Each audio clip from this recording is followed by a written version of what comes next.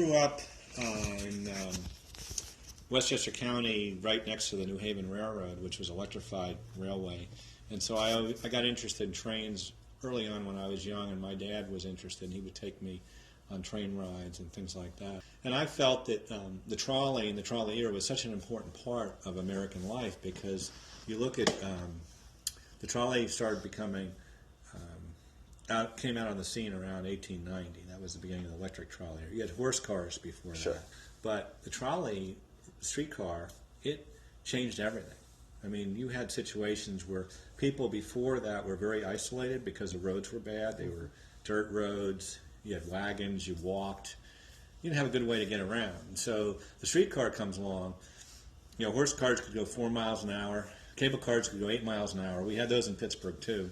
But a trolley car could go 20 or 25 miles an hour. So all of a sudden you're like tripling the speed of even a cable car. And people could live farther away from where they worked. So you were allowed to move to the suburbs because of the streetcar.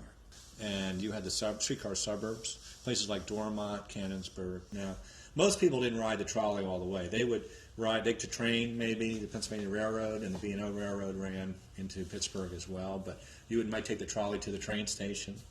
Now, after 1952, the trains were gone, so the only way to go was trolley. And they left Washington County in 1953, and that's when the museum got its start. The trolley line was here, and it was being abandoned, and the county of Washington allowed us to lease land where the trolley line had been, so we moved out here in 1954, and the first 3 cars actually came out of their own power.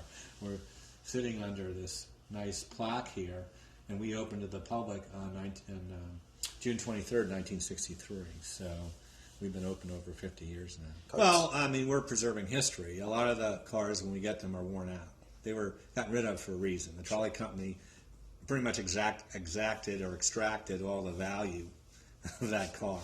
And so we have to replace rusted metal and worn out parts and wiring that needs to be replaced. So we do a lot of work on them. To me, it's living history, and I think that history is important for people to understand what was it like before. You know, what was it like, let's say 50, 100 years ago, before shopping malls, before superhighways, before the automobile. Life was different. Let's say you lived in Canonsburg and you wanted to go to Pittsburgh, you would have to know when the trolley was coming. You'd walk down to a certain street corner, get on the trolley. If you were going to Oakland, you'd have to change trolleys, probably on Smithfield Street, and get on another trolley to go to Oakland. So you have to plan out your trip. Today, you get in your car and you drive somewhere. However, it's not necessarily a good thing, because you may be on the parkway and the parkway is too small and you're sitting in traffic for a couple hours. So we haven't had progress, you know, like you might think. And what's exciting for us is the streetcars made a dramatic comeback. As you know, you still have streetcars in Pittsburgh, run by the Port Authority, and they expanded over the North Shore in 2013, and that's been a big success. And they'd like to expand more. It's not for everybody. You have to have a large number of people along the line. They're not inexpensive to build.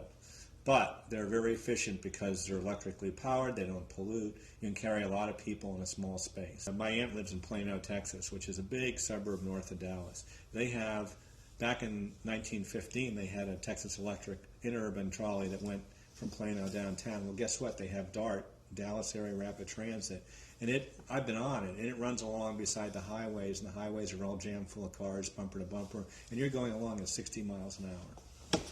And it takes you right into downtown. So Dallas is one of the biggest areas, and they're growing. They're opening new lines. Oh, wow. So it's pretty exciting. So what that means is that we're not a dinosaur museum. You know, we're relevant. We have a story to tell, and it's pretty exciting.